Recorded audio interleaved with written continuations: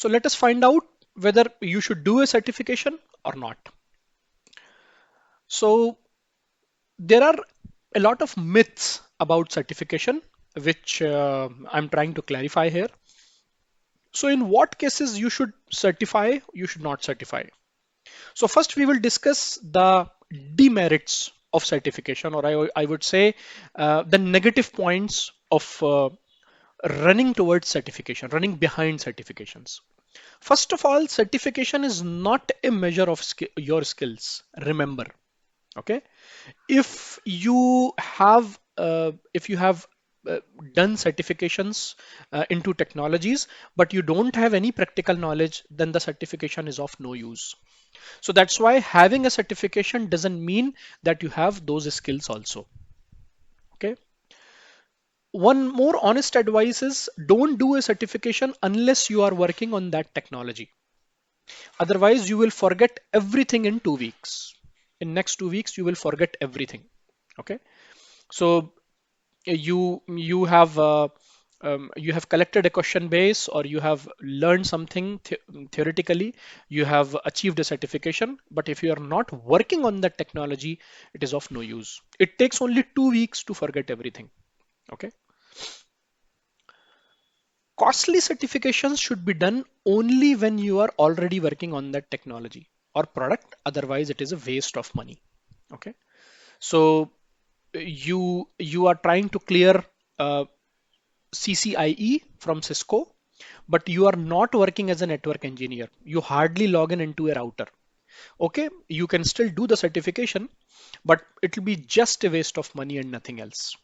Okay, so there is a lot of cost involved with the certifications these days. Do not waste your money without planning or without knowing about that technology. The last point is majority of certifications can be faked. And yes, this is true. Okay, so this is very disappointing to see, but majority of certifications can be faked and so have lost trust in the eyes of recruiters or the interviewers, I would say. Okay, so for me personally, like I don't believe that if a person is having a certification, he would really have that knowledge also.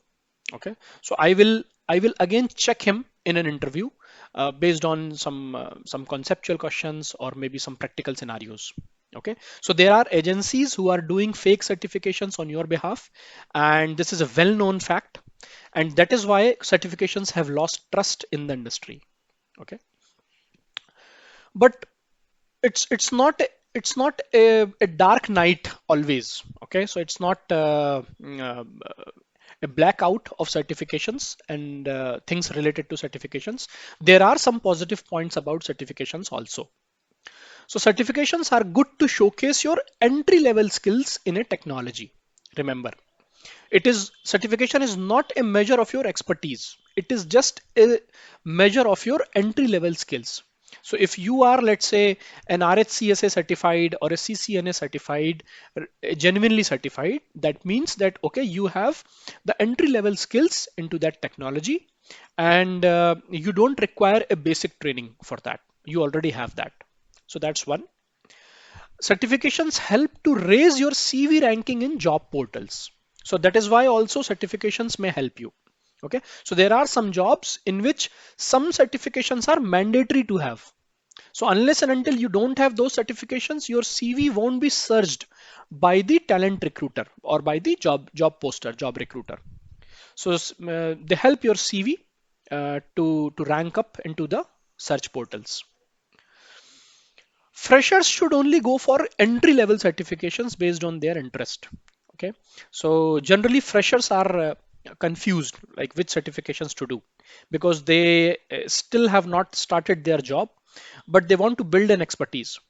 So I would ask them to limit themselves for only entry level certifications and should not go for any advanced certifications. Because let's say you have done an advanced certification and there are a lot of chances that you will get a job into some other domain. Okay, then it will be a waste of effort as well as money for you. Last thing, certifications are more fruitful if you are already working on that technology. So that's why if you see most of the certifications today, they say that, okay, you should have at least 6 months or 1 year of experience working into this technology. For example, if you go to the certified Kubernetes administrator, CKA page, they will say that, okay, they require 6 months of experience with Kubernetes. Then this certification will be more fruitful. Okay. So any technology, when you start working on that technology, then look for the certifications of that technology. Okay. Otherwise, it will be just a I would say just a uh, CV label that you will have on your CV. Okay.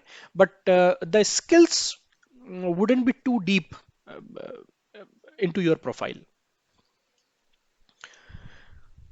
So a lot has been talked about skills and certification. Now let's talk about CV or resume.